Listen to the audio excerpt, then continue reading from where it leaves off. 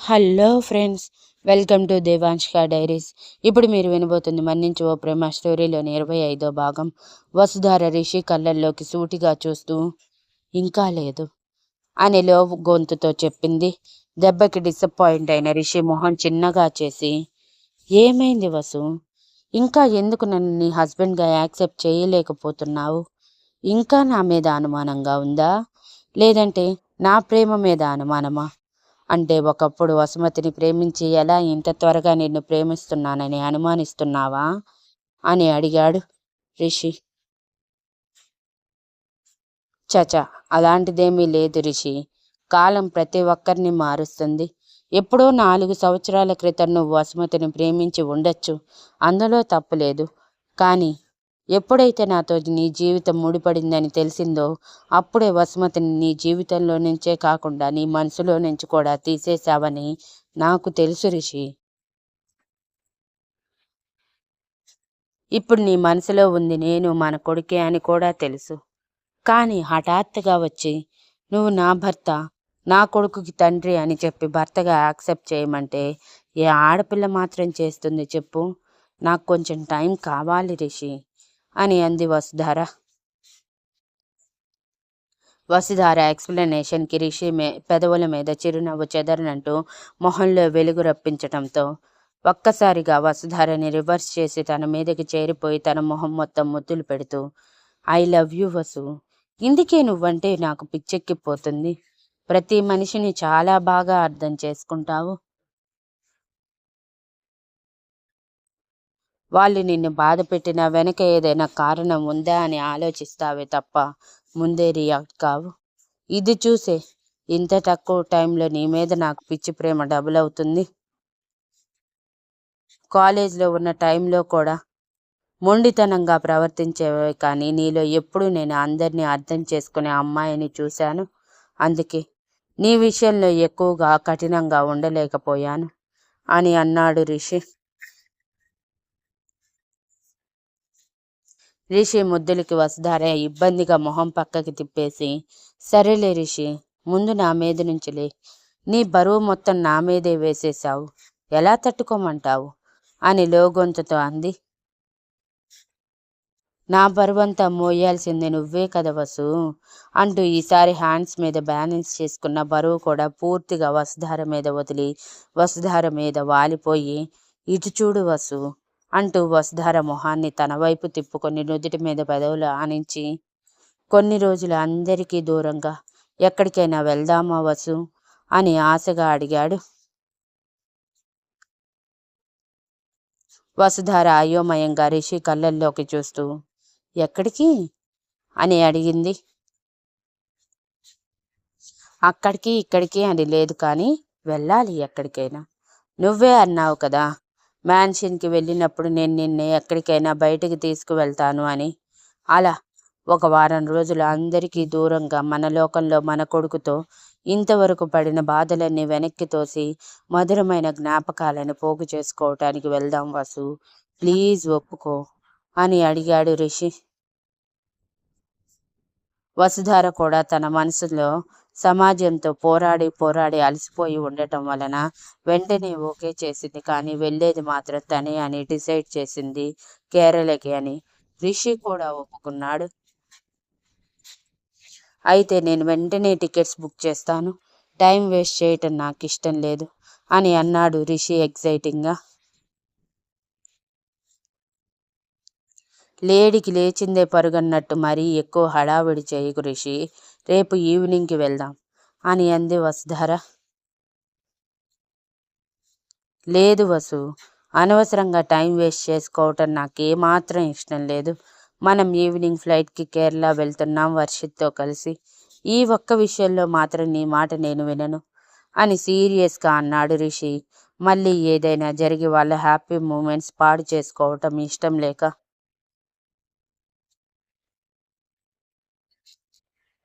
రిషి అంత స్ట్రాంగ్గా చెప్పటంతో వసుధార తప్పక సరే అని ఒప్పుకుంది.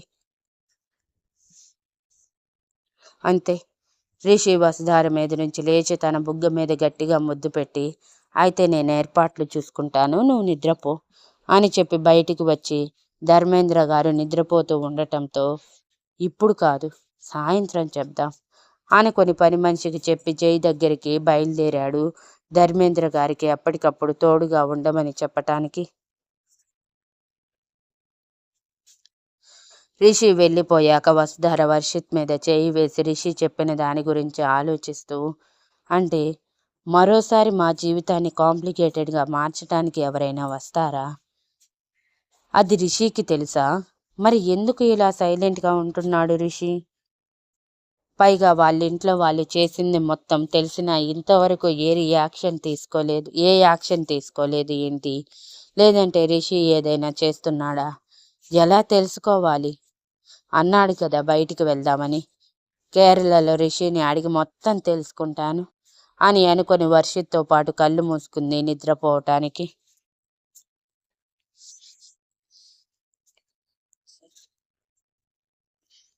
అనుకున్నట్టుగానే రిషి ముందుగానే జైకి వస్తున్నట్టు మెసేజ్ చేసి జై దగ్గరికి వెళ్ళేసరికి జై అంజలి దగ్గర చాలా బిజీగా తన్నులు తింటున్నాడు. ఇంతలో డోర్ బెల్ మోగటంతో ఆగవే అంటూ చివరిగా అంజలి 2 చేతులు గట్టిగా పట్టేసి పెదవుల మీద స్ట్రాంగ్ కిస్ ఇచ్చి, నిన్ను ఏం చేయకుండానే జస్ట్ ముద్దులకే కొడుతున్నావంటే నువ్వు కొట్టిన ప్రతి దెబ్బకి బదులు నైట్ చెప్తాను అని కచ్చగా చెప్పి అంజలిని వదిలేసి పరుగులాంటి నడకతో డోర్ వరకు చేరుకొని డోర్ తీశాడు జై.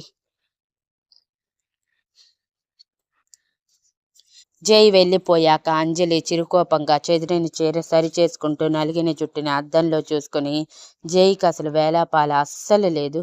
ఎప్పుడు పడితే అప్పుడు నన్ను నలిపేస్తాడు. ఇప్పుడు ఇలా బయటికి ఎలా వెళ్ళాలి అని విసుగ్గా అనుకుని డ్రెస్ చేంజ్ చేసుకోవటానికి వెళ్ళిపోయింది.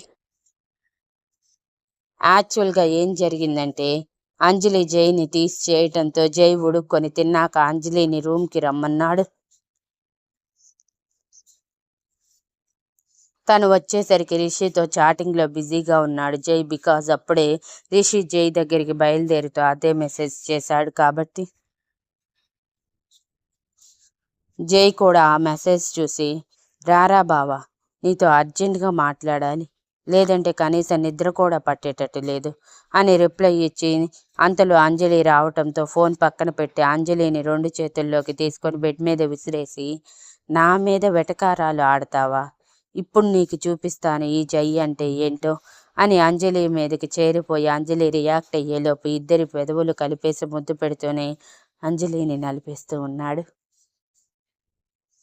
సడన్గా జై అలా రియాక్ట్ కావటంతో అంజలి షాక్ అయి బిగుసుకుపోయి జై ముద్దుకి కూడా రియాక్ట్ కాలేదు. 5 నిమిషాల తర్వాత పెదవులు వదిలిన జై మెడ దగ్గరికి చేరి మెడ మీద ముద్దులు పెడుతూ బయట తీసేలోపు అంజలి జై చెంప మీద కొట్టి, ఏం చేస్తున్నావు జై? టైం కాని టైంలో నువ్వు చేసే పని ఇదా? ఇందుకేనా ఇంట్లోనే ఉన్నావు అని చిరుకోపంగా జైని తన మీద నుంచి తోసేయాలని ట్రై చేసింది. కానీ జై తనకి ఆ ఛాన్స్ ఇవ్వకుండా, నీకు ఈ మధ్య నేనంటే లెక్క లేకుండా పోయింది అంజు, అందుకే ఇంతకుముందు నాతోనే వెటకారం ఆడావు, దానికి పనిష్మెంట్నే ఇది అంటూ అంజలిని నలిపే పనిలో పడిపోయాడు. అంజలి కష్టంగా జైని విదిలించుకొని పైకి లేచి నిలబడి నలిగిన చీరని చూసుకొని జై వీపు మీద కొడుతుంటే జై తన నుంచి తప్పించుకుంటూ, మొగుడన్న మర్యాద లేకుండా ఎలా కొడుతున్నావే, నీకు భయం లేకుండా పోతుంది, ఇంకొకసారి భయం పెట్టాలి అంటూ అంజలి నడిం చుట్టూ చేతిని బిగించాడు. అప్పుడే బెల్ మోగటంతో జై అంజలి పెదవులు అందుకొని ముద్దు పెట్టి పారిపోవటం అయిపోయాక అంజలి వెళ్తున్న జై వైపే చిరుకోపంగా చూసి నలిగిన చీరని చెదిరిన జుట్టుని సరిచేసుకుని డ్రెస్ చేంజ్ చేసుకోవటానికి వాష్రూమ్లోకి వెళ్ళిపోయింది. జై డోర్ తీయటమే రిషి లోపలికి వస్తూ, రేయ్, అర్జెంటుగా మేము కేరళ వెళ్తున్నాము, సో మేము వెళ్తున్న సంగతి ఎవరికీ తెలియకూడదు, సీక్రెట్గా ఉంచు అండ్ వసుమతిని కూడా గమనిస్తూ ఉండు, తను మెంటల్గా సరిగా లేదని అనిపిస్తుంది నాకు, పొరపాటును తను ఏమైనా చేసుకుంటే ఆ గిల్ట్ జీవితాంతం నేను మోయలేను అని సీరియస్గా మాట్లాడుతూనే సోఫాలో కూర్చున్నాడు రిషి జైని పట్టించుకోకుండా. రిషి కనీసం తనకి హాయ్ కూడా చెప్పకపోవటంతో జై మూతి ముడిచి రిషి పక్కన కూర్చుంటూ, అంతేరా బావా అంతే. పెళ్ళాం పిల్లలు రాగానే ఈ బావమరిది అల్లమైపోయాడు. ఇంతకుముందు ప్రతి ఒక్క విషయం నాతో షేర్ చేసుకునేవాడివి. ఇప్పుడు మాత్రం మ్యాన్షన్కి వెళ్ళిన విషయం కూడా నాతో చెప్పలేదు. అడిగినా సరే మాట దాటేశావు. పైగా ఇప్పుడు లోపలికి వచ్చి ఎలా ఉన్నావురా జై, నిన్ను బాగా మిస్ అయ్యాను అనకుండా నీ పాటికి నువ్వు చెప్పుకుంటూ పోయావు. పో బావా, నేను అలిగాను, బుంగమూతి కూడా పెట్టుకున్నాను అని మూతిని అష్టవంకర్లు తిప్పి మొహం పక్కకి తిప్పాడు. అప్పుడే బయటికి వచ్చిన అంజలి జై చెప్పిందంతా విని జై ఫేస్ చూసి వ్యాక్స్ అంటూ ఎక్స్ప్రెషన్ ఇవ్వగానే జై ఉరిమి చూశాడు అంజలి వైపు. Thank you for listening and please like, share, comment and subscribe.